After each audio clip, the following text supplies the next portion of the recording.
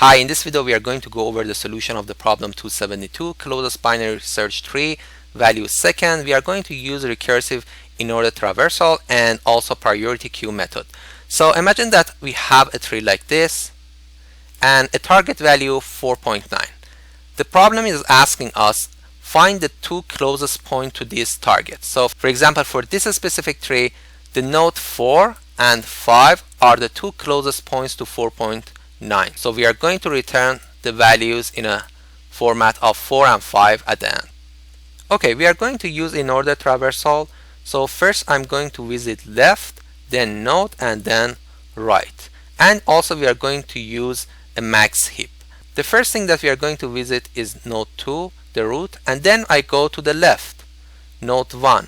What is the left of 1? None, nothing. I come back to 1. Now I'm going to add 1 to my max heap.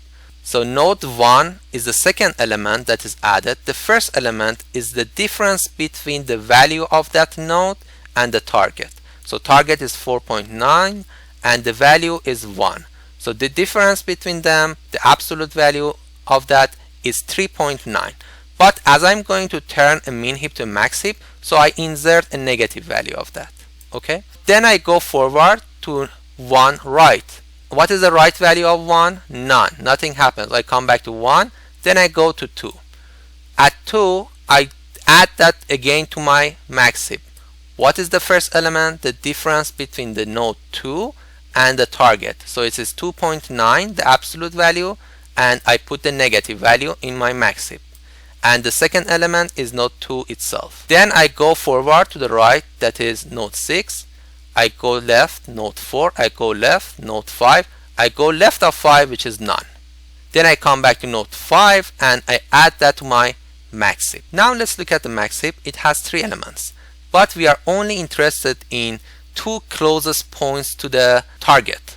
So these 2 are the 2 closest points to the target because they have the 2 smallest difference. So if I get rid of this first element here, so we are good. So we can just easily do that by heap pop. So it's going to remove this element for us because it's going to remove the maximum from the heap. Okay.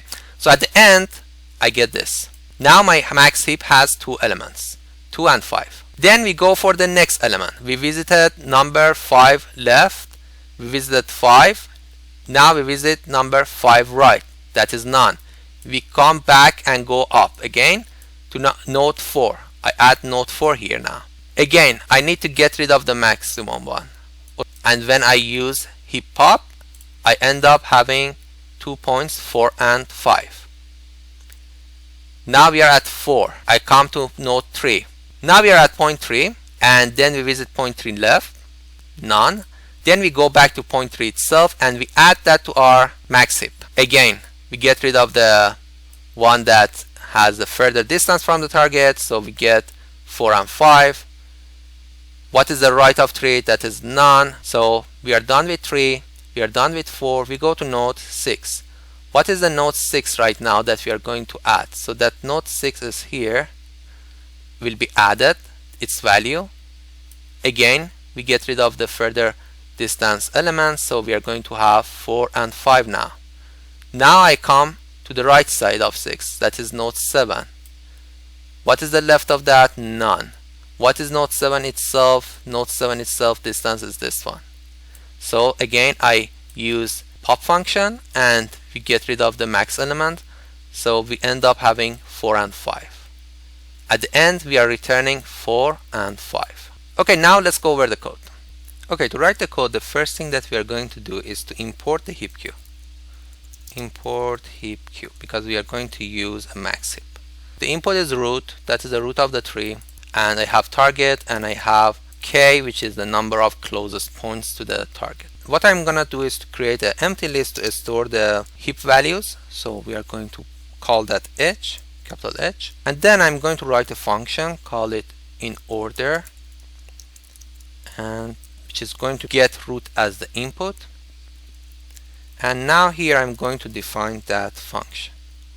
I say define Inorder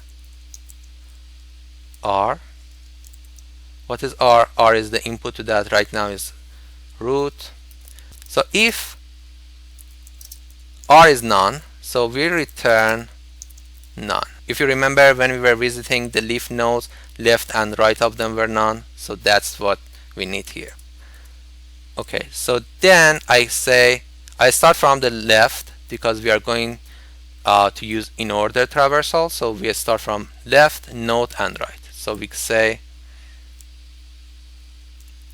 in order r dot left. Likewise, at the end I have in order r dot right. Okay.